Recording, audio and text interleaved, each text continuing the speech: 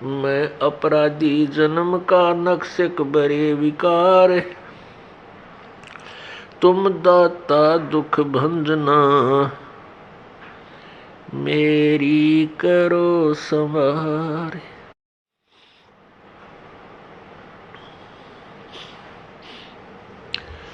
राम नाम रटते रहो, राम नाम रटते रहो, जब तक घट में प्राण, कब हो तो दीन दयाल के, बनक पड़ेगी कान। पूर्ण ब्रह्म कृपा निदान, सुन के सो करतार, गरीब दास मुद दीन की, रखियो बहुत संभार। कबीर दुख में सुमरण सब करे, सुख में करे न कोई, जे सुख में सुमरण करे, तो दुख काहे को होवे। कबीर सुख में सुमरण किया नहीं, दुख में करते याद, कहें कबीरता दास की, कौन सुने फरियाद।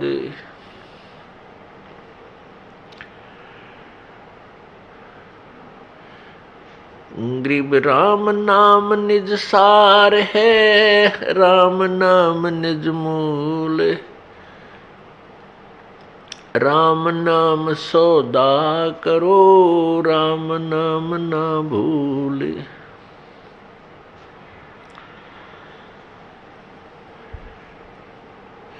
पृथ्वीपति चकवे गए, जिनके चक्र चलंत, रावण सरीखे कौन गिने, ऐसे गए अनंत। सर्व सोने की लंका होती, रावण से रणधीरम, एक पलक में राज बिराजी, वो जम के पड़े जंजीरम। मन तू सुख के सागर बसरे, भाई और न ऐसा यस रे। मन तू सुख के सागर बसरे, भाई और न ऐसा यस रे।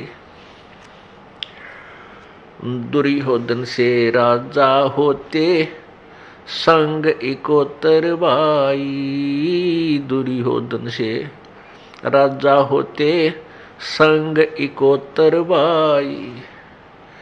11 अक्षौणी संग चले थिया, देही गीद ना खाई। मन तू सुख के सागर बसरे, भाई और न ऐसा यस रे। मन तू सुख के सागर बसरे, भाई और न ऐसा यस रे। उदय अस्त बिच चक्र चले थे, ऐसी जन ठकुराई। उदय अस्त बिच चक्र चले थे, ऐसी जन ठकुराई। कपिल मुनीश्वर कल्प करी, तब खोज न पाया राई। मन तू सुख के सागर बसरे, भाई और न ऐसा यस रे। मन तू सुख के सागर बसरे, भाई और न ऐसा यस रे। 60,000 सगड़ के होते, कपिल मुनीश्वर खाए। 60,000 सगड़ के होते, कपिल मुनीश्वर खाए। एक सुपुत्र उतान पात का, वो परमात्म पद पाए। मन तू सुख के सागर बसरे, भाई और न ऐसा यस रे। मन तू सुख के सागर बसरे, भाई और न ऐसा यस रे। भाई काशीपुरी कबीरा होते, ताही लखोरे बाई। काशीपुरी कबीरा होते ताही लखोरे बाई। केसों से बन जा रे जिसके 9 लख बालद ओई। मन तू सुख के सागर बस रे भाई और न ऐसा यस रे। मन तू सुख के सागर बस रे भाई और न ऐसा यस रे। परमपिता परमात्मा पूर्ण ब्रह्म सर्व सृष्टि रचनहार कुल मालिक वासुदेव सर्वगतम ब्रह्म परम अक्षर ब्रह्म, ये वही परमात्मा है जो बनारस में भारतवर्ष की पवित्र धरती पर काशी शहर में सन 1398 संवत 1455 ज्येष्ठ सुदी पूर्णमासी को लहर तारा तालाब में विकसित कमल के फूल पर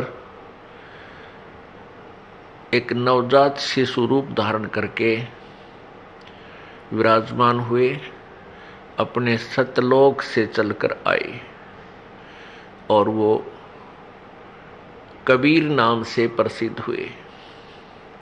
जुलाहा कबीर, ये वो पूर्ण ब्रह्म है, सर्व सृष्टि रचनहार है। अंगारी बम्भारी, अंगारी माने पाप नाशक, बम्भारी माने बंधनों का शत्रु अर्थात बंदी छोड़। ये वेद प्रमाण देते हैं यजुर्वेद अध्याय नंबर 5 के श्लोक नंबर 32 में। कबीर अंगारी असी बम्भारी असी शवर ज्योति रतधामा असी। रतधामा सवर ज्योति असी। रतधाम का अर्थ होता है सतलोक में रहने वाला, सतलोकवासी, सतलोक का मालिक, सतलोक वाला। सवर ज्योति माने स्वयं प्रकाशित, और अंगारी माने पाप का शत्रु, अरि माने शत्रु, अग माने पाप, और बम्भारी माने बम्भर माने बंधन, अरि माने शत्रु।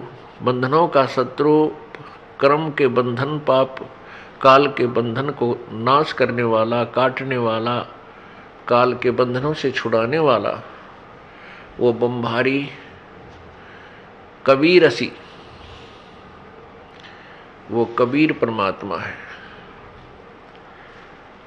पुण्यात्माओं, हम कोई भी साधना करते हैं, पूजा करते हैं, उसका उद्देश्य यही होता है कि आत्मा का कल्याण हो।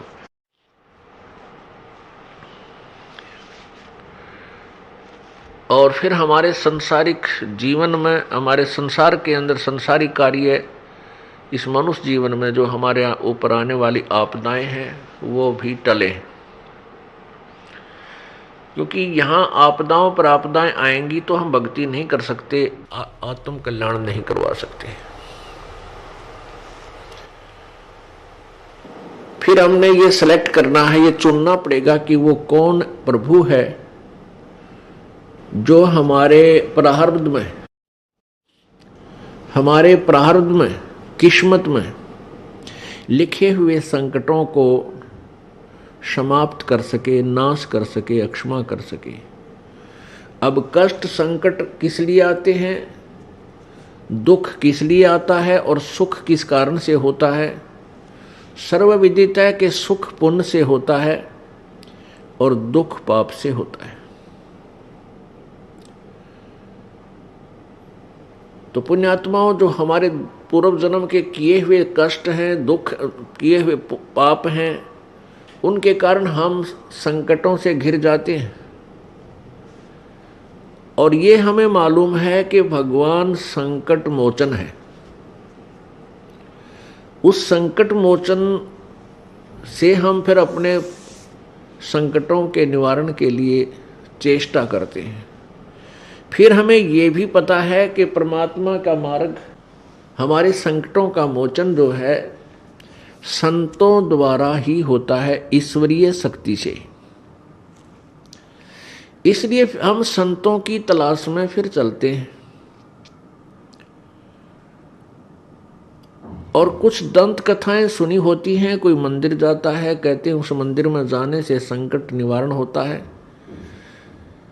कोई किसी मजार पर जाता है, किसी पीर की मंडी पर जाता है कि वहां जाने से संकट निवारण होते हैं। कोई किसी तालाब, जोहड़ में या दरिया में स्नान करने जाता है कि उसमें स्नान करने से संकट मोचन होता है, कष्ट निवारण होते हैं।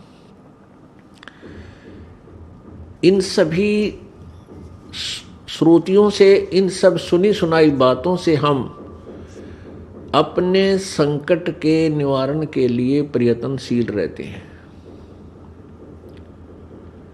हमें मालूम है कि परमात्मा हमारे दुखों का निवारण करता है। उस उद्देश्य से हम घर से निकलते हैं। जिसको जैसा भी ज्ञान होता है, कोई मंदिर में जाता है, कोई मस्जिद में, कोई गुरुद्वारे में, कोई चर्च में, कोई किसी तीर्थ धाम पर जाता है, कोई किसी तालाब पर स्नानार्थ जाता है, और कोई संतों के पास जाता है। वहां जाने के बाद फिर भी वो सुखी नहीं हो रहा। उसका कारण क्या है? सबसे पहले हमने ये जानना होगा, जिस संत के पास आप जाते हो वो आपको कोई ना कोई जंतर मंत्र, भक्ति साधना का अवश्य बताता है कि आप ऐसे करो, आपका कष्ट निवारण हो जाएगा।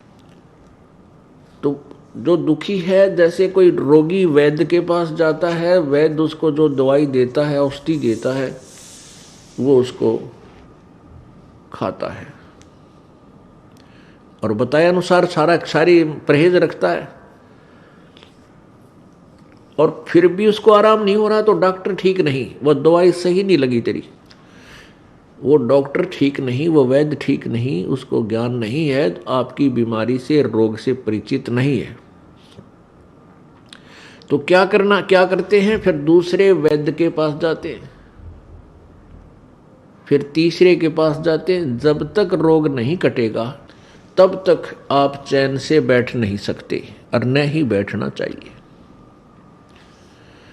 अब कुछ पुण्यात्माएं संतों के पास चले गए, किसी को 2 वर्ष हो गए, किसी को 10 वर्ष, किसी को 20 वर्ष। आपत्तियां ज्यों की त्यों बनी हुई हैं। कुछ पुण्यात्मा केवल परमात्मा प्राप्ति यानी अपना आत्म कल्याण समझकर वहां गए उन संतों के पास कि गुरु बिन मोक्ष नहीं होता। ये भी उनको ज्ञान हुआ कि गुरु अवश्य होना चाहिए, गुरु बिन भक्ति भी नहीं बन सकती। ये भी तथ्य है, सत्य है। लेकिन गुरु पूरा हो, अधूरे गुरुओं से, नीम हकीम वैद्यों से स्वासथ्य प्राप्त नहीं हो सकता, रोग कट नहीं सकता। इसलिए हम जो पुण्य आत्मा थी वो इन संतों के पास पहुंच गए। लाखों और करोड़ों की संख्या में वहां जन समूह एकत्रित हो गया। अब वहां उनको लाभ नहीं हो रहा। जैसे जब तक जीव के पुण्य, पूर्व जन्म के पुण्य चलते हैं, तब तक वो किसी भी साधना को कर रहा है, किसी भी संत के पास वो गया हुआ है, उसके पूर्व जन्म के पुण्यों से अच्छा लाभ मिल रहा है, वो सुखी है। जैसे किसी का अच्छा कारोबार चल रहा है, घर में संतान बेटा बेटी हो गए, फिर उनकी पढ़ाई अच्छी होगी, उनको अच्छी नौकरियां मिल गई, अच्छे स्थानों पर उनका विवाह संस्कार हो गया, तो वो भक्त उन संतों के पास था, तो उसने ये सोचा कि जो गुरुजी ने मुझे मंत्र दे रखा है इससे मुझे लाभ हुआ। और उसी गुरुजी के पास ऐसे भी व्यक्ति हैं जो दुखी गए थे और उससे भी और दुखी हो गए। वही साधना, वही भक्ति वो कर रहे हैं। क्योंकि उन जिनके सर्व सुख थे, सब कार्य ठीक हुए, उनके पूर्व जन्म के पुण्य उनके साथ थे। और जिनको लाभ पहले ही नहीं था वो और भी चले गए, वहां जाने के बाद और भी दुखी हो गए, तो उनका पुण्य पूर्व जन्म का नहीं था, पाप उन्हें भोगने ही पड़ रहे हैं। तो फिर वो संत उनको क्या कहते हैं? जो दुखी थे और सुख नहीं हुआ, उनको कहते हैं कि तुम्हारे प्रारब्ध का जो भोग है ये तो भाई भोगना ही पड़ेगा। भक्ति करो, आगे वाले जीवन में तुम सुखी हो जाओगे। पुण्यात्माओं, जब वो संत ये कह देते हैं कि तुम्हारे प्रारब्ध का जो भोग है वही तुम्हें मिलेगा, तुम्हारे प्रारब्ध में, तुम्हारी किस्मत में पुण्य है तो सुख मिलेगा, पाप है तो दुख मिलेगा ही मिलेगा, इससे सिद्ध हो जाता है कि उस संत के पास कोई भक्ति मार्ग नहीं है, उसके पास वो दवाई औषधि नहीं है, उस परम शक्ति का उससे योग नहीं है जो हमारे प्रारब्ध के पाप को नाश कर सके। और पाप नाश हुए बिना सुख नहीं हो सकता। जैसे किसी के पैर में कांटा लगा हो और कोई किसी के पास जाकर कहता है कि मेरे पैर में पीड़ा है, उसने बता दिया कि तेरे पैर में कांटा लगा हुआ है, गहरा चला गया है, ऊपर दिखाई नहीं दे रहा है,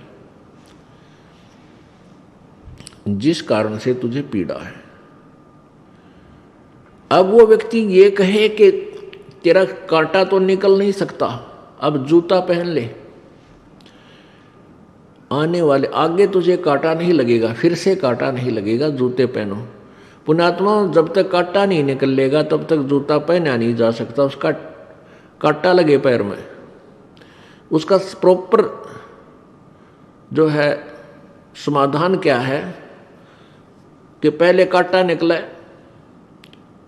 और फिर वो जूता दिया जाए कि आगे जूता मत निकालना, नहीं कांटा फिर लग जाएगा। फिर वो इस डर से जूता कभी नहीं निकालेगा कि कहीं फिर कांटा ना लग जाए, क्योंकि वो बहुत पीड़ित हो चुका है।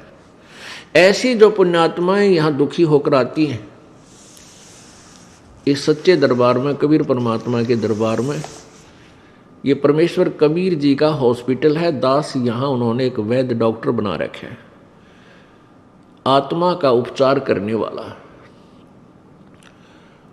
तो पहले आपके प्रारब्ध में जो दुख है वो कष्ट रूपी कांटे को निकाला जाएगा। उस कष्ट रूपी कांटे को निकाल दिया जाएगा, फिर आपकी रुचि बनेगी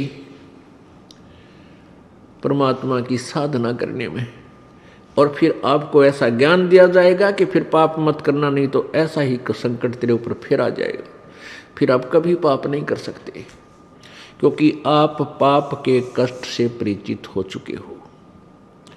फिर ये राम नाम का जूता आप कभी नहीं निकालोगे, यानी भक्ति का, परमात्मा के नाम को खंडित नहीं करोगे।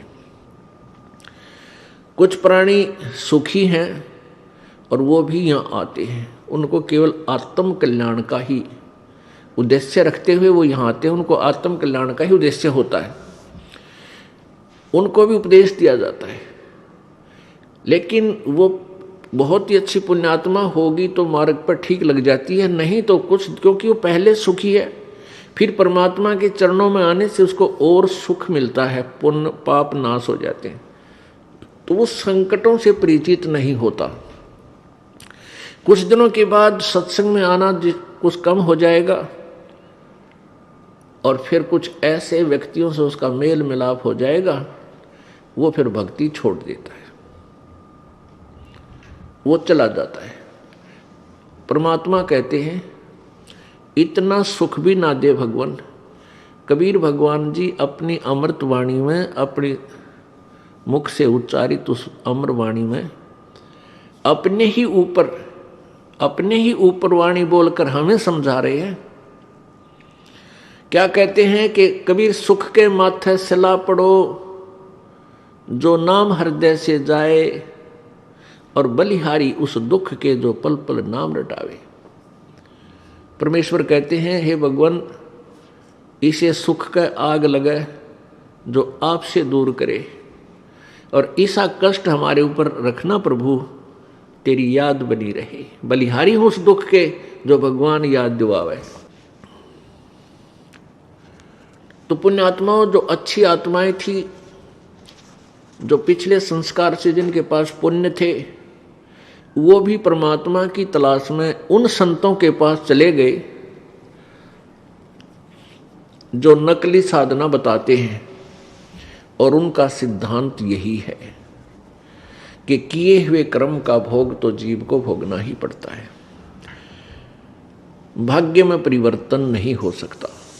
जब हम दुखी हैं और परमात्मा के साधना से पाप नाश नहीं होते, संकट निवारण नहीं होते, तो भक्ति की आवश्यकता समाप्त हो जाएगी, परमात्मा की आवश्यकता ही नहीं रहेगी। दुखी दुखी रहेगा, सुखी सुखी ही रहेगा, तो फिर भगवान की भक्ति की आवश्यकता ही नहीं है।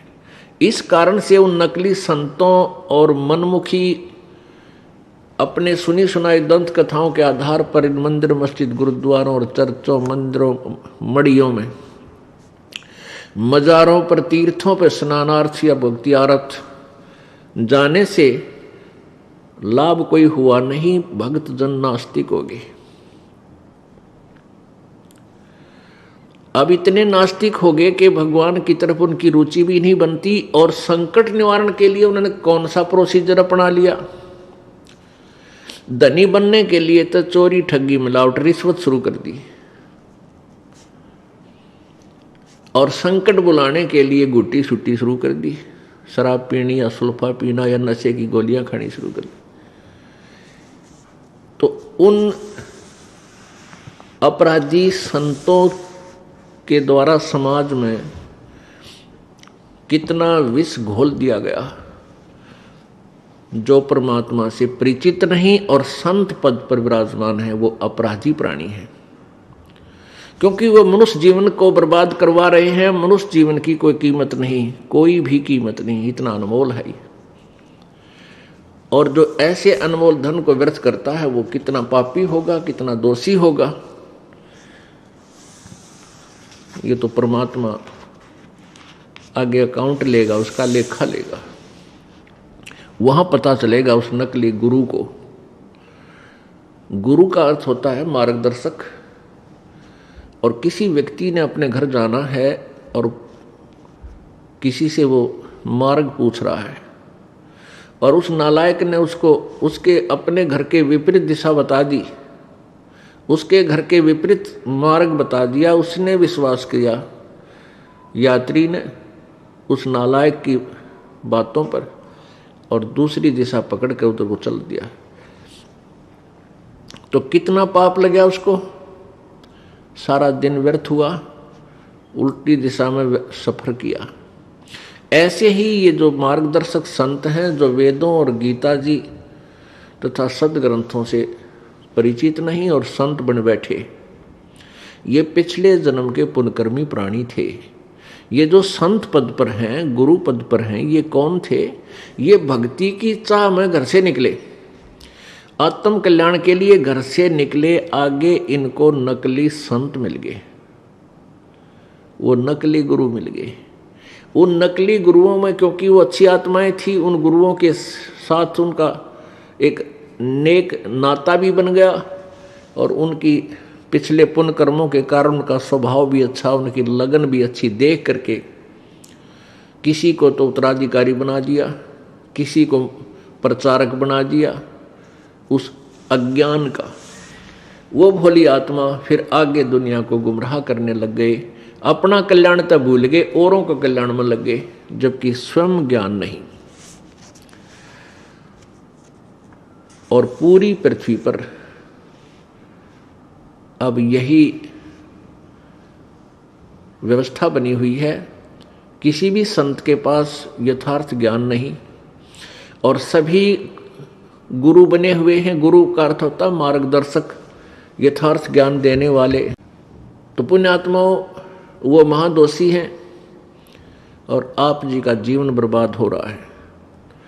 अब वहाँ जो 10, 15, 20 वर्ष से लगे हुए थे उन संतों, नकली संतों के पास, उनकी पुण्य कमाई जो थी वो समाप्त हुई। अब उनकी दुर्गति शुरू होगी। उन पंथों में दुखी हुए प्राणी अब यहाँ आ रहे हैं, अपनी गाथा बता रहे हैं कि मेरे पास सब सुख था, अच्छा व्यवसाय था, खूब दान करते थे, वहाँ सेवा भी करते थे, महीने में जाते थे, हफ्ते में जाते थे, और सब कुछ लुट गया। मानसिक परेशानी होगी, घर में भी कष्ट, भूत बोलने लग गए। और तेरा गजब भैया। अब पुण्यात्माओं, वो अच्छा समय उन नालायक संतों ने बर्बाद करवा दिया। पहले तो जो उनको सुख था 10, 5, 20 वर्ष तो इसलिए रुके रहे कि हमारे घर में सुख हो रहा है, और वो हो रहा था उनके पिछले पुण्य से। जब वो पुण्य खत्म हो गए तो पाप का दौर शुरू हुआ। पाप का दौर शुरू हुआ तो उन संतों के पास समाधान नहीं कि वो प्रारब्ध में यानी किस्मत में आए संकट को वो निवारण करते। अब फिर वो उनकी थ्योरी, उनका सिद्धांत सुनकर के कर्म तो भोगना ही पड़ता है, इसलिए फिर कुछ दिन वहीं पड़े रहते हैं कि भी यूँ कहते हैं कर्म का दंड तो भोगना ही पड़ता है, इसलिए कोई बात नहीं, ये भी भोगेंगे। तो पुण्यात्मा, इस काल भगवान ने अपने नकली संत भेज के, नकली संदेशवाहक दूत भेज करके पूरे रूप से पूर्ण मानव को अज्ञान से परिपूर्ण कर दिया और भक्ति से भगवान से कोसों दूर कर दिया। अब इस दास के सामने यही समस्या आ रही है कि सभी संत सदग्रंथों के विपरीत ज्ञान दे रहे हैं, विपरीत समाधान बता रहे हैं, और इस विषय में केवल एक ही दास है, ये सबको सत्य ज्ञान देता है, शास्त्र अनुकूल साधना बताता है। तो दूसरे संत जन इससे क्षुब्ध होते हैं कि वो हमारी आलोचना करता है। आलोचना करना तो पाप है, लेकिन सत्य कहना पुण्य होता है। कहते हैं सत्य बराबर पुण्य नहीं और झूठ बराबर पाप। जो सत्य कहते हैं उनको बहुत पुण्य होता है, जो झूठ बोलते हैं, झूठा ज्ञान देते हैं, झूठा मंत्र, रॉन्ग मंत्र देते हैं, उन जैसा पाप नहीं, उनको महापाप है।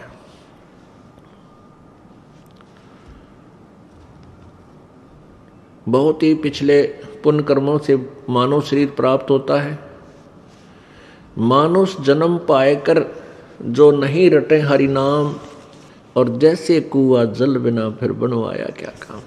अब पुण्यात्माओं, मानुष जन्म पाकर जो परमात्मा की भक्ति नहीं करते, उनके विषय में बताया है कि वो तो ऐसे हैं जैसे जल रहित कूप। जिस कुएं में, जिस वेल में जल ना हो और खूब बढ़िया बना रखा हो, ऊपर सुंदर उसके चित्रकारी कर रखी हो, बढ़िया प्लास्टर्ड भी कर रखा हो, पक्का बना रखा हो, उसका नाम कुआं अवश्य है, लेकिन गुण कुएं के नहीं है। ऐसे ही जो मानव शरीर पाकर के परमात्मा की भक्ति नहीं कर रहे, वो नाम मानव अवश्य है, लेकिन गुण मानव के नहीं है। अब जो भक्ति कर रहे हैं वो ये सोचकर कर रहे हैं कि हम सही भक्ति कर रहे हैं। इसका निर्णय कैसे होगा कि हम भक्ति सही कर रहे हैं गलत कर रहे हैं? अब ये दास कहता है कि सब विश्व में सभी संतों के पास, किसी भी संत के पास यथार्थ भक्ति मार्ग नहीं है।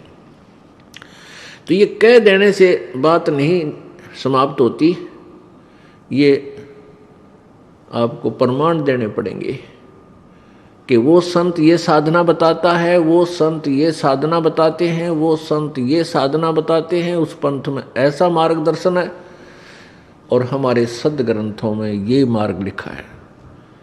पुण्यात्माओं, कोई भी वस्तु है, किसी का हम पैमाइश करते हैं, किसी की तुलना करते हैं, तो उसका कोई आधार मानना होता है।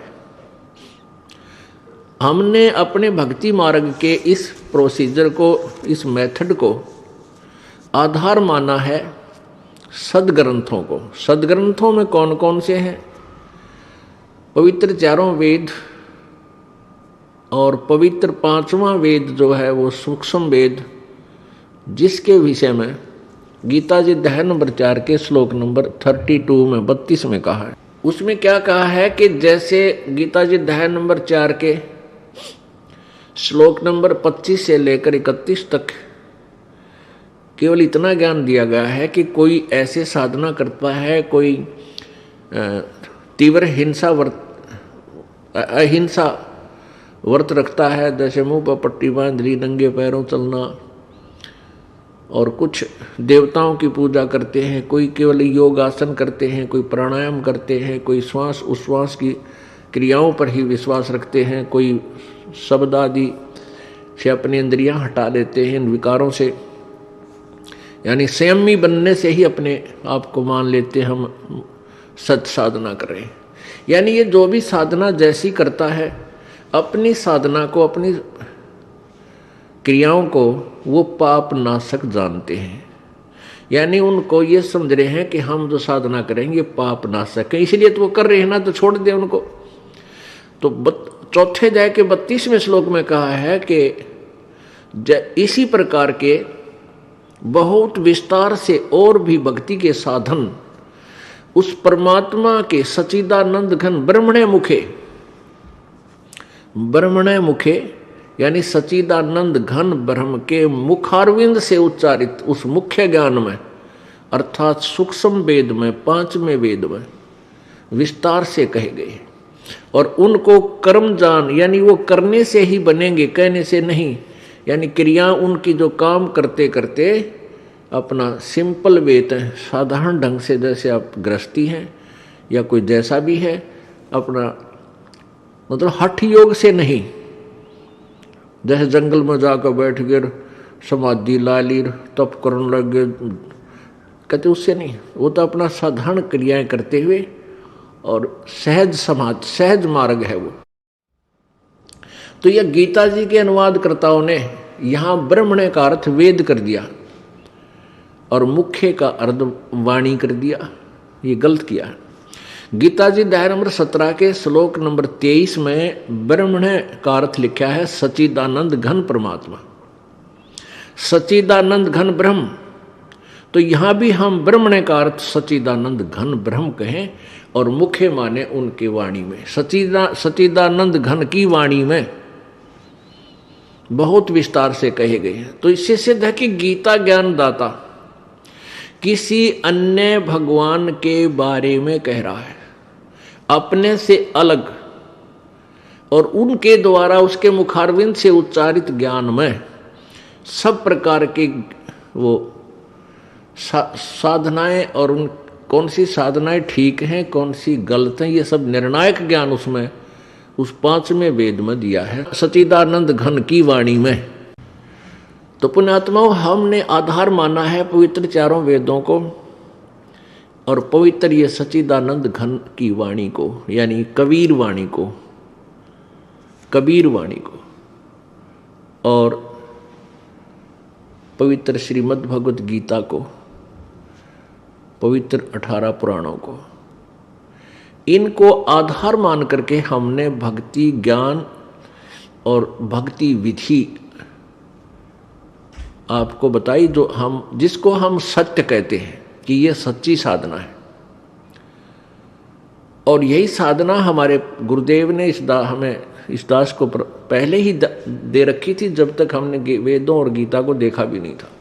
उन्होंने कहाँ से दिया था हमें वो भक्ति मार्ग? सच्चिदानंद घन की वाणी मत है, यानी उस परमेश्वर की वाणी, कबीर वाणी से वो ज्ञान, उस आधार से हमें भक्ति दी थी जो आज उसमें विद्यमान है। और उसका समर्थन फिर सभी सदग्रंथों ने किया। तो जो अन्य संत हैं वो कोई भी आधार मानकर नहीं चले हैं। यदि उन्होंने आधार किसी को माना है, जैसे कोई गीता जी को ही श्रेष्ठ शास्त्र मानता है, तो उसने गीता जी अनुसार साधना नहीं बता रखी, गीता जी के विरुद्ध साधना बता रखी। तो जो गीता जी को सत्य मानता है वो है तो अच्छी आत्मा, लेकिन गीता जी हमें क्या मार्गदर्शन करती है, कौन सा मंत्र जाप करने को कहती है, वो मंत्र ना दे करके किसी और ही मंत्र दे रखा है। जैसे पवित्र गीता जी अध्याय नंबर 8 के श्लोक नंबर 13 में गीता ज्ञान दाता कहता है कि मेरा तो एक ओम, एक अक्षर है, यह एक मंत्र है। ओम इति एकाक्षरम ब्रह्म व्यवहारन माम अनुसमरण ये प्रयाति तजंदेहम स याति परमाम गतिम। ये तो है संस्कृत इसकी। इसका अनुवाद ये है कि मेरा माम ब्रह्म, मुझ ब्रह्म का केवल एक ओम अक्षर है, उच्चारण करके सुमन करने का, और जो अंतिम श्वास तक यानी शरीर त्यागते समय तक इस ओम का सिमरण करता हुआ जाता है तो सैप याति परमाम गतिम, वो परम गति को प्राप्त होता है मेरे सतर की। क्योंकि गीता ज्ञान दाता ब्रह्म है और ब्रह्म की साधना के विषय में गीता जी बता रही है। गीता जी में और कोई मंत्र जाप करने का नहीं है पूरी गीता में। और ये गीता ज्ञान दाता अपने सतर की साधना बता रहा है कि मेरी साधना करनी है तो ये मंत्र है, नथिंग एल्स। और गीता जी अध्याय नंबर 8 के श्लोक नंबर 1 में अर्जुन ने पूछा कि हे भगवान, आपने गीता अध्याय नंबर 7 के श्लोक नंबर 29 में 29 में जिस तत्ब्रह्म की व्याख्या की है, तत्ब्रह्म के बारे में कहा है कि उस तत्ब्रह्म को और सारे अध्यात्म ज्ञान को और समझने के बाद साधक इस यहाँ की किसी वस्तु की इच्छा नहीं करता, केवल जरा और मरण से छूटने का ही प्रयत्न करता है। तो वो कौन है वो तत्ब्रह्म? गीता जी अध्याय नंबर 8 के श्लोक नंबर 1 में पूछा कि किम तत्ब्रह्म किम अध्यात्म किम अधिभूत पुरुषोत्तम, अधिदेव अध्यात्म किम। तो उसका उत्तर दिया 8वें अध्याय के 3 ही श्लोक में कि वो परम अक्षर ब्रह्म है, यानी वो गीता ज्ञान दाता से कोई और है और वो परम अक्षर ब्रह्म है। एक तो ब्रह्म, एक अक्षर ब्रह्म और एक परम अक्षर ब्रह्म। पुणात्माओं, ये सदग्रंथ संस्कृत में होने के कारण हमारे लिए पाठ हो रहे थे, और संस्कृत पढ़ने वाले चंद व्यक्ति होते थे, वो समझ नहीं सके क्योंकि उनके पास मास्टर की नहीं थी। वह मुख्य चाबी, मुख्य ज्ञान कबीर जी का वो 5वां वेद नहीं था, तत्व ज्ञान उनके पास नहीं था। तो अब वो गीता ज्ञान दाता किसी परम अक्षर ब्रह्म, परम माने श्रेष्ठ, अक्षर माने अविनाशी, ब्रह्म माने भगवान, ब्रह्म का अर्थ परमात्मा होता है। यदि ये और नकली ब्रह्म ना होते तो एक ब्रह्म शब्द काफी था, सफिशिएंट था, पर्याप्त था। लेकिन ये और ब्रह्म है और भगवान है, स्वामी है, मालिक है, प्रभु हैं, इसलिए परम अक्षर ब्रह्म कहा गया। जैसे गीता जी अध्याय नंबर 15 के श्लोक नंबर 1 से लेकर 4 में उसमें बताया गया कि उल्टा लटका संसार रूपी वृक्ष है, जिसके ऊपर न तो पूर्ण परमात्मा है रूपी जड़ समझो, और बाकी तीनों गुण रूपी शाखा, रजगुण ब्रह्मा सतगुण विष्णु तम गुण शिव। प्रथम मंत्र में जाएगा, प्रथम मंत्र में बताया है। और चौथे में फिर कहा कि जब तत्वदर्शी संत मिल जाता है उसके पश्चात उस परम पद परमेश्वर की खोज करनी चाहिए, उस परमेश्वर के परम पद की खोज करनी चाहिए, जहां जाने के बाद जीव लौटकर फिर संसार में कभी नहीं आते, अर्थात पूर्ण मोक्ष प्राप्त करते हैं। गीता ज्ञानदाता अपने बारे में कहता है 4 अध्याय के 5वें श्लोक में, अर्जुन तेरे और मेरे बहुत जन्म हो चुके हैं, तू नहीं जानता मैं जानता हूं। फिर 9वें श्लोक में कहा है 4 अध्याय के में कि मेरे जन्म और कर्म अलौकिक है। इससे सिद्ध है कि गीता ज्ञानदाता जन्मता है और मरता भी है, क्योंकि मेरे और तेरे जन्म बहुत ओलिए। गीता अध्याय नंबर 10 के श्लोक नंबर 2 में स्पष्ट किया है गीता ज्ञानदाता ने कि मेरी उत्पत्ति को, मेरे जन्म को ये देवता और ऋषि और ये सिद्ध नहीं जानते, क्योंकि ये मेरे से उत्पन्न हुए। इससे भी सिद्ध होता है कि गीता ज्ञानदाता यानी ब्रह्म का भी जन्म हुआ है। ज्योति निरंजन काल है ये, इसका भी जन्म हुआ, लेकिन इससे उत्पन्न ब्रह्मा विष्णु महेश और अन्य ऋषि देवता ये ब्रह्म के जन्म को नहीं जानते, डेट ऑफ बर्थ को नहीं जानते। अब ब्रह्म का पिता बता सके है कि इसका जन्म कब हुआ, जैसे दादा, बच्चे अपने पिता के जन्म को नहीं जान सकते कब हुआ था, दादाजी बता देगा, उसकी डेट ऑफ बर्थ बता देगा किस दिन हुआ था तुम्हारा पिताजी। तो ऐसे पूर्ण परमात्मा कबीर जी ने आके बताया है, वो उनका सबका, हमारा सबका दादा है, इन ब्रह्मा विष्णु महेश का दादा है वो, और काल का पिता है। वैसे तो दूसरी संज्ञा में हम जब जाएंगे आत्म रूप में सतलोक पहुंचेंगे तो सीधे वो हमारे पिता ही हैं। ये ज्योति निरंजन भी उसी का बेटा है, हम भी उसी के बेटे, लेकिन इसने यहाँ आकर के हमारा अपना नाता चेंज कर दिया, इसने सारी व्यवस्था बदल ली। तो यहाँ हम इस दृष्टिकोण से बता रहे हैं कि पूर्ण परमात्मा कबीर जी सत्य पुरुष परम अक्षर ब्रह्म, ये ब्रह्मा विष्णु महेश का दादा है और काल का फादर है। तो कहने का भाव ये है कि गीता ज्ञान दाता अपना मंत्र बता रहा 8वें अध्याय के 13वें श्लोक में, और फिर कह रहा है कि परम अक्षर ब्रह्म, उसकी साधना करने से फिर कभी लौटकर 15वें अध्याय के 1 से 4 चौथे श्लोक में कहा कि जब तत्वदर्शी संत तुझे मिल जावे, जिसके विषय में चौथे अध्याय के 34वें श्लोक में कहा गया है। तत्वदर्शी संत की खोज कर, चौथे अध्याय के 34वें श्लोक में कहा है कि तत्वदर्शी संत की खोज करो, और उनसे फिर उस चौथे अध्याय के 32वें श्लोक में जिस परम अक्षर ब्रह्म सच्चिदानंद घन की वाणी यानी उस तत्व ज्ञान के विषय में कहा है कि उसमें विस्तार से ज्ञान दिया हुआ सच्ची भक्ति का, पूर्ण मोक्ष मार्ग का। तो चौथे अध्याय के 34वें श्लोक में गीता जी में कहा कि उस तत्व ज्ञान को जो सच्चिदानंद घन की वाणी में है, उसको किसी तत्वदर्शी संतों के पास जाकर समझ, उनको दंडवत प्रणाम करने से, कपट छोड़ करके प्रसन्न करने से वह तत्वदर्शी संत तुझे सतमार्ग बतावेंगे।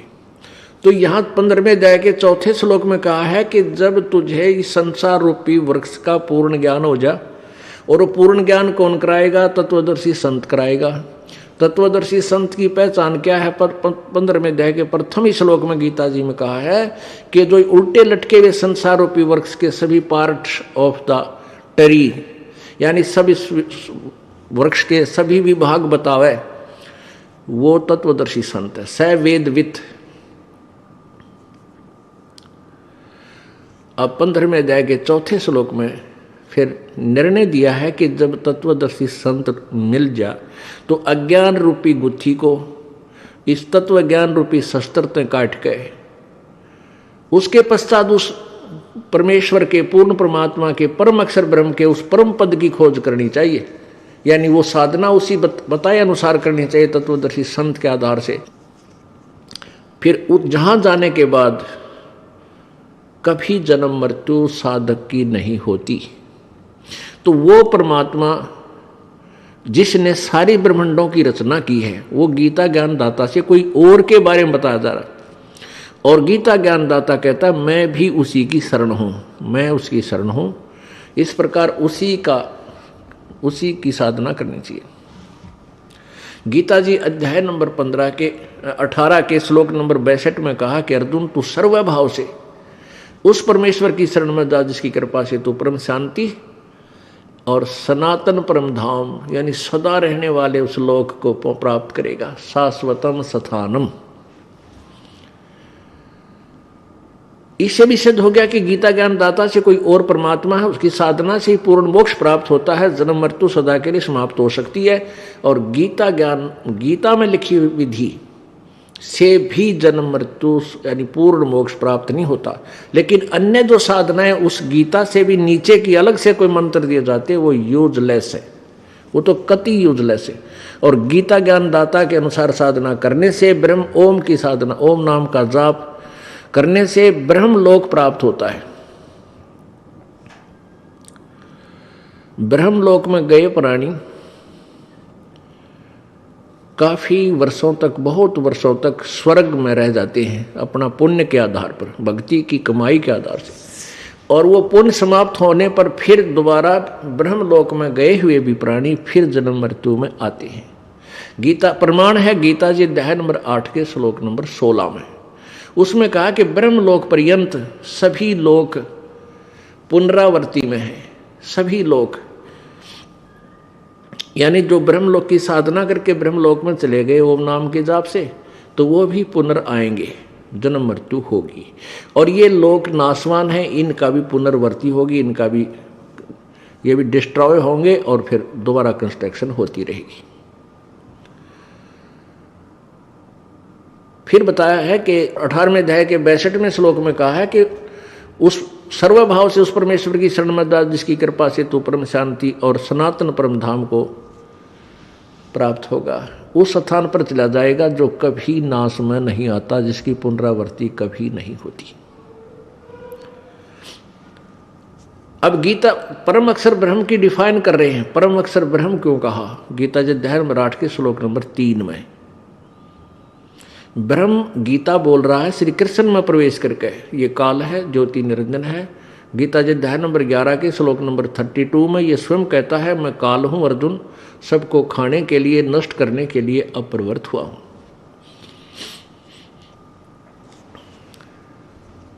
तो ये ब्रह्म कह रहा है कि 8वें अध्याय के 3रे श्लोक में कि जिसके विषय में 7वें अध्याय के 29वें श्लोक में जिस तत्ब्रह्म, उस भगवान, उस परमेश्वर के विषय में बताया है, वो परम अक्षर ब्रह्म है। 8वें अध्याय के 3रे श्लोक में फिर क्या बताता है कि वो परम अक्षर ब्रह्म क्यों कहा? परम देख, ब्रह्म माने भगवान, जैसे प्रभु माने स्वामी, राम कहो, प्रभु कहो, गॉड कहो, ईश कहो, ईश माने मालिक, स्वामी भगवान, ईश्वर, जो इन भगवानों से भी श्रेष्ठ सिद्ध है कि ईश से ऊपर भी कोई और श्रेष्ठ प्रभु है। ईश्वर उसका स्वामी है, उसका मालिक है। और परमेश्वर यानी ईश्वर से भी श्रेष्ठ कोई और है, वो परमेश्वर जो है उसको परम अक्षर ब्रह्म कहते हैं, परमेश्वर को। तो परमेश्वर जो है उसको परम अक्षर ब्रह्म इसलिए कहा गया क्योंकि ये और भी भगवान है, लेकिन ये अक्षर पुरुष नहीं है, ये अविनाशी नहीं है। जैसे यहाँ गीता जी अध्याय नंबर 15 के श्लोक नंबर 16-17 में ये निर्णय हो जाएगा 3 भगवानों का, 3 ब्रह्मों का, 3 पुरुषों का। पुरुष कहो, ब्रह्म कहो, पुरुष माने परमात्मा, सत्य पुरुष, अविनाशी प्रभु, सच्चा मालिक। जैसे हम सच साहिब कहते हैं, हे सच्चे मालिक। जैसे हम दुखी हो जाते, अन्य पूजाएं भी करते थे, तो अन्यों कहा करते, हे सच्चे मालिक तो ही सुनिए। तो हम जिनकी पूजा करते थे वो सच्चे नहीं थे, हमने इसलिए सच्चा मालिक याद आया। तो सत्य साहिब का अर्थ होता सच्चे मालिक, हे सच्चा मालिक। वही सच्चा साहिब है, वही सच्चा भगवान है, वही सुखदाई, इसलिए सच साहिब बोलते हैं। तो यहाँ जैसे 3 मालिक, 3 प्रभु, 3 राम, 3 पुरुष पर अब प्रमाणित होंगे न्यारे न्यारे। गीता जी अध्याय नंबर 15 के श्लोक नंबर 16 में कहा है कि इस संसार में 2 पुरुष हैं जो वेल नोन है। इन दोनों इस श्लोक में 2 भगवान प्रसिद्ध हैं, एक क्षर पुरुष, एक अक्षर पुरुष। अक्षर पुरुष एक तो अक्षर पुरुष, एक अक्षर पुरुष, यह शुद्ध हिंदी है। क्षर पुरुष हम सीधा बोल दें, क्षर पुरुष, क्षर माने जिसका नाश हो, क्षर माने राख, छार का बिगड़ा हुआ, क्षर का अर्थ छार बन गया, छार माने राख, यानी जो नाशवान हो, अक्षर ब्रह्म। अक्षर पुरुष, क्षर पुरुष, फिर अक्षर पुरुष, ये 2 भगवान हैं, पर पुरुष माने प्रभु। और इनमें, इनके लोकों में जितने इनके अंतर्गत प्राणी हैं, शरीरधारी हैं, और ये सभी नाशवान हैं, जीवात्मा अमर है। नमस्कार सर। हाँ नमस्कार सर जी। सर क्या नाम है आपका? सर मेरा नाम रामफल पांचाल है जी। रामफल जी, आप कहाँ से आए हो? मैं गांव गुलडेरा, तहसील पेहवा, जिला कुरुक्षेत्र से आया हूँ। सर आप संत रामपाल जी महाराज की शरण में आने से पहले क्या साधनाएं करते थे? संत रामपाल जी महाराज की शरण में हम वही जो लोक समाज में साधनाएं करते हैं, दादा खेड़ा धोक लिया, बारली माता धोक ली, बितली माता धोक ली, यही हमने जो बुजुर्गाना लगा रखे थे वही साधनाएं हम कर रहे थे जी। ये हमने सर कोई गुरु नहीं बनाया, हम अपनी मनमुखी से, जैसे हमारे दादाओं ने, माता पिता ने जैसे हमें बता दिया, अब इसकी कढ़ाई करनी है भाई, ये आ गया, उस माता की करनी है, आज खेड़ा धोक के आना है तुम्हारा, आज बार है फलानी, उस कुत्ते तो रोटी घेर देनी है काले, तब यूँ फायदा हो जाएगा। वही साधना थी वो, और कोई साधना हम जाना नहीं थे जी। सर ये जो पूजाएं आप करते थे, इन पूजाओं को करने से आपको क्या लाभ मिले? इस पूजा से हमें कोई लाभ नहीं है जी। हम बिल्कुल नीचे चले जा रहे थे इस आर्थिक स्थिति। हमारे घर में इतना ब्योत नहीं था इस साधना करने थे, तो जी हम अभी 2 मेहमान आ जाए, हमने मंजे पे बिठा दिया, हमने मंजे भी नहीं थे बैठने के लायक जी। सर, जैसा कि आपने बताया कि आपने बहुत सारी साधनाएं की, उन साधना को करने के बाद भी आपको लाभ नहीं मिला, तो फिर आप संत रामपाल जी महाराज की शरण में क्यों आए? संत रामपाल जी महाराज की शरण में तो जी ऐसे आए, मैं एक अपने बचपन की बात बताना चाहता हूँ। ये गुलडेरा गांव से पहले मेरे पिताजी ना गांव सेरदा डिस्ट्रिक्ट कैथल, वो हमारा गांव, उसमें मेरा जन्मभूमि वही है, वही गांव है जी। वो सेरदा गांव से 4 किलोमीटर दूर एक कुकंडा गांव है। एक सेरदा गांव के लाला जी, मैं 5-6 साल का था उस टाइम, वो मेरे पिताजी तो कुकंडा गांव में आई अपना लोहारपने का काम कारपेंटर का करने जाते थे। जैसे बच्चा पिता के साथ में वो लेता, मैं भी अपने पिता के साथ चला जाता था। तो वो जो लाला जी थे बुजुर्ग, वो साइकिल पे बर्तन रखते थे और वो चलते थे। वो मेरे पिताजी भी आध्यात्मिक बातें बहुत अच्छी लगती थी उनको भी, और वो लाला जी भी आध्यात्मिक थे। वो मेरे पिताजी को बताया करते थे, राजकुमार 1997 में एक संत जाट आएगा और वो आध्यात्मिकता ले आएगा, उसका जो ज्ञान होगा वो समाज से भिन्न होगा, और 1997 में सतयुग स्टार्ट हो जाएगा। मेरा दिमाग उस टाइम पर, बच्चे का दिमाग तो कंप्यूटर जैसा होता है, मैंने वो बात घर कर रही थी उस टाइम की। तो हम जब स्कूल में, मेरे 1997 भी आ गया, मैं बच्चा था भी, अपने पिताजी से भी यही सवाल कर लिया करता। जैसे मैं अपने पिताजी ने चाचा कहता हूँ, चाचा ये 1997 में वो जो बनारसी लाला था ना, वो कहता था भी सतयुग आएगा, और सतयुग कब स्टार्ट होगा? वो कह रहे मेरे पिताजी, लाला बताया कर तो करता भाई, वो ग्रंथ पढ़ा करता भाई, सतयुग आवेगा बेटा ने कहा। तो चलो, हमने उस संत की भी एक बात और कही थी लाला जी ने भी, वो जो संत होगा वो जाट होगा, और वो सभी पवित्र धर्म ग्रंथों के आधार पे ज्ञान देगा, और सभी नकली ज्ञान न छुड़वा देगा, उसका ज्ञान भिन्न होगा। तो मैंने उस चीज की तलाश बहुत रहती थी, जो धर्म ग्रंथों के आधार पे ज्ञान दे। उस पूर्ण संत की खोज मैं पूरा जी। एक दिन ऐसे ही कहीं गांव में काम लग रहा था, एक पंजाब केसरी अखबार में संत रामपाल जी महाराज के बारे में जिक्र आया। जब मैंने वो अखबार देखा भगत जी, तो मेरी आत्मा तो परमात्मा की दया था गदगद होगी। मैंने उस संत की तलाश थी बचपन से ही भी, वो जो संत होगा वो पवित्र धर्म ग्रंथों के आधार पर ज्ञान देगा। और ये ज्ञान जो है ना, ये पवित्र गीता जी वेदों के आधार पर लिख रखा, और ये लिख रखा भी अधिक जानकारी के लिए पढ़िए पुस्तक भक्ति सुधाकर को संदेश। तो मैंने वो पुस्तक प्राप्ति के लिए परमात्मा की दया था, मैं जी मालिकता मैं, हे सच्चे परमात्मा, जहाँ भी आप हो दाता मेरे को दर्शन दियो और मैं आपसे मिलना चाहूँ। तो मैं वो पुस्तक प्राप्ति के लिए वो पूरा एड्रेस लेकर अकेला ही चल पड़ा जी। मैं क्रोथा पहुँचा जी।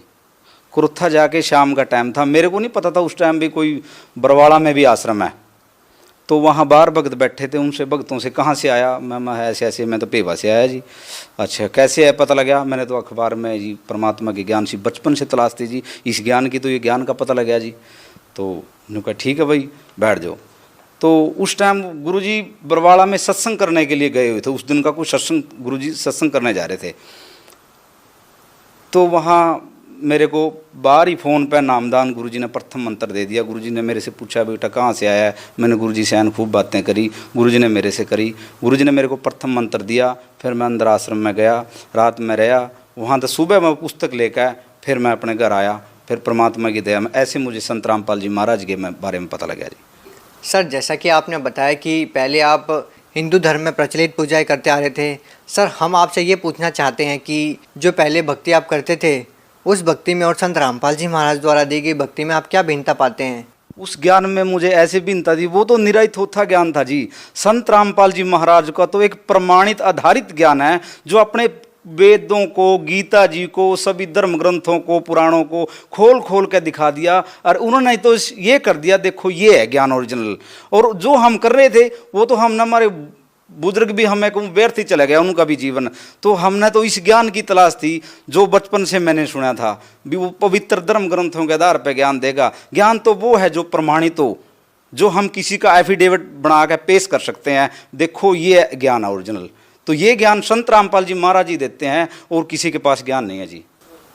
सर हम आपसे ये पूछना चाहते हैं कि संत रामपाल जी महाराज से जो भी नाम दीक्षा लेता है, उनको कोई ना कोई लाभ जरूर होते हैं, सर आपको क्या लाभ मिले उनसे नाम दीक्षा लेने के बाद? संत रामपाल जी महाराज के नाम लेने से पहले और मुझे जो संत रामपाल जी महाराज के नाम लेने के बाद जो फायदे हुए हैं, संत रामपाल जी महाराज की शरण में आने से पहले मैं नंबर 1 ड्रिंकर था। मैं बहुत ही शराब पीता था। मैं डेली वेज बिना शराब पिए मेरे को रात में नींद नहीं आती थी जी। 3-4 बंडल मैं बीड़ियों के पी जाता था जी। मेरे को इतनी आदत थी, मेरे को तो 5 बजे खुर को होने लग जाती भी मैंने कहीं तक मिल जाओ। एक बात और मैं बताना चाहता हूँ, ये जो ठेके की मिलती है जगाधरी वगैरह, इसकी तो मैं ऐसे पी जाता था जैसे पानी का गिलास भर के पी जाते हैं बोतल का, मुंह लाकर खाली करके फेंक दी। मैं तो ये घर की काटी कच्ची शराब पिया करता और उस तक बात बना कर दी जी।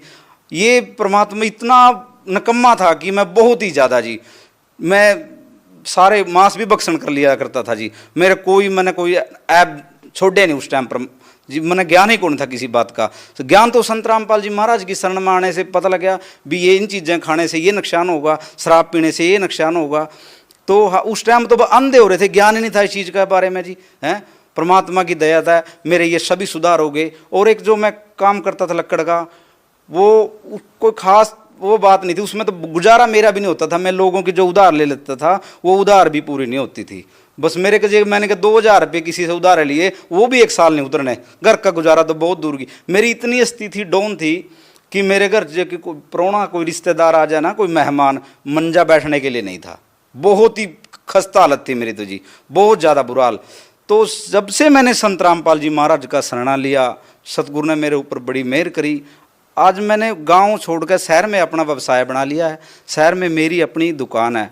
सतगुरु रामपाल जी महाराज ने ही दुकान का नामकरण कराया। सतगुरु आल would workers, tehsil road Pewa, मेरा अपना लक्कड़ का काम है। संत रामपाल जी महाराज की दया है, मैंने अपने शहर में अपना मकान बना लिया, अपनी दुकान है।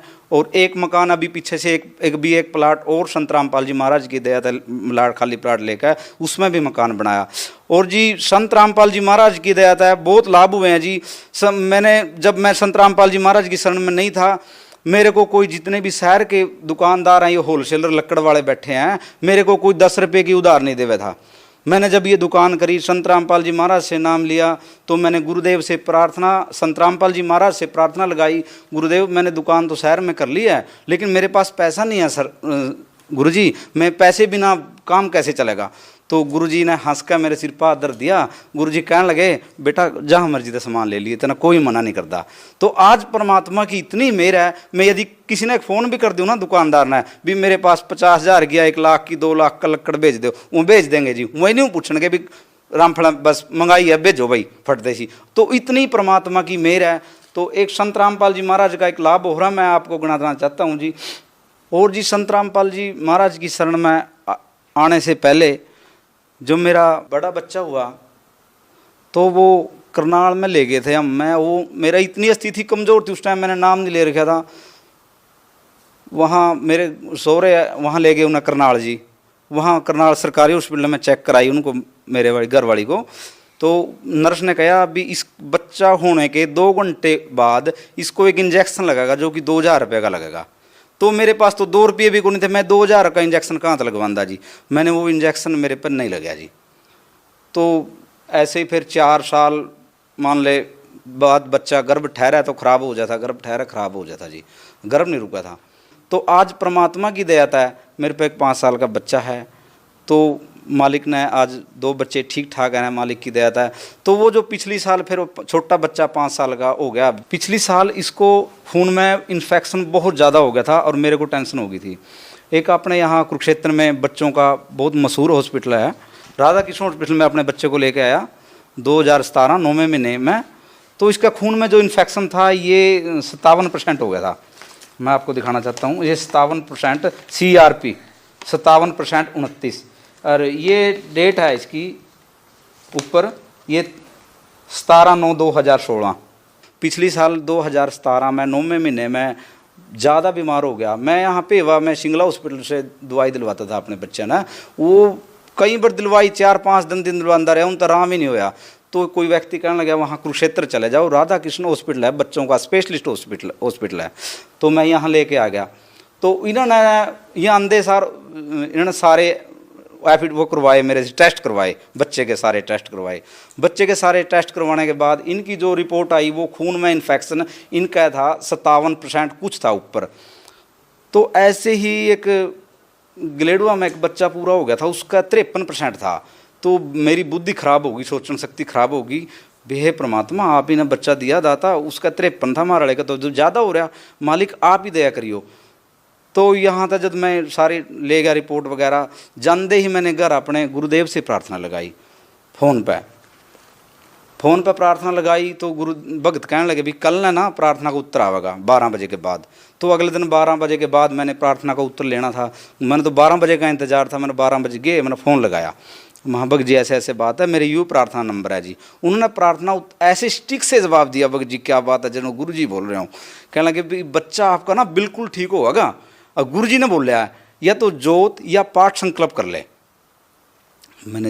हमने दोनों जी आना घर में का अपना पूजा रूम बना रखा परमात्मा का, हमने प्रार्थना करके उसी टाइम जोत भी और पाठ भी संकल्प कर लिया, मालिक की दया है। तो उन्हें डॉक्टर ने बुलाया था हमारे को 5वें दिन, मन ही नहीं टिका जी, हम तो तीसरे दिन ही चले गए। तीसरे दिन जाकर उन्हें डॉक्टर ने सारी रिपोर्टें फेर कराई, सारी रिपोर्टें कराई, रिपोर्टें बिल्कुल नील आ गई जी, 0% एक, और जो TLC घट रहे थे वो भी ओके आ गए जी। तो परमात्मा की दया था, इतने ठाठ कर दिए मालिक ने।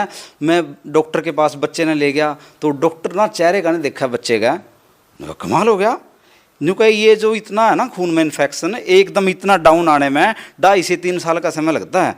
मैं कह मेरे मन ही मन में कह रहा मेरे बंदी छोड़ दो, 2.5-3 दिन में कर दे वहाँ हैं। तो परमात्मा ने तो सारी चीज़ की दया कर दी, मालिक का मैं बहुत आभारी हूँ जी। सर आप संत रामपाल जी महाराज की महिमा बता रहे हैं कि उन्होंने आपको बहुत सारे लाभ दिए, वो आज जेल के अंदर है। सर आप इस बारे में क्या कहना चाहेंगे? ये तो सच और झूठ की लड़ाई है जी।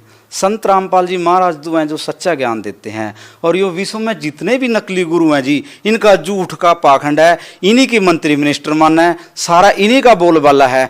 तो परमात्मा का जो ज्ञान है ना, सच की हमेशा जीत होती आई है जी, भगवान की भी जीत होगी। ये नकली एक दिन सारे हार जाएंगे और भगवान पूरी जय जयकार मालिक की होगी, और एक दिन बाहर आएंगे दाता।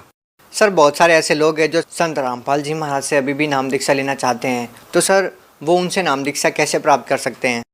संत रामपाल जी महाराज से नाम उपदेश लेने के लिए परमात्मा की इतनी असीम कृपा है कि भारत के हर जिले के अंदर संत रामपाल जी महाराज ने अपने नामदान सेंटर खोल रखे हैं।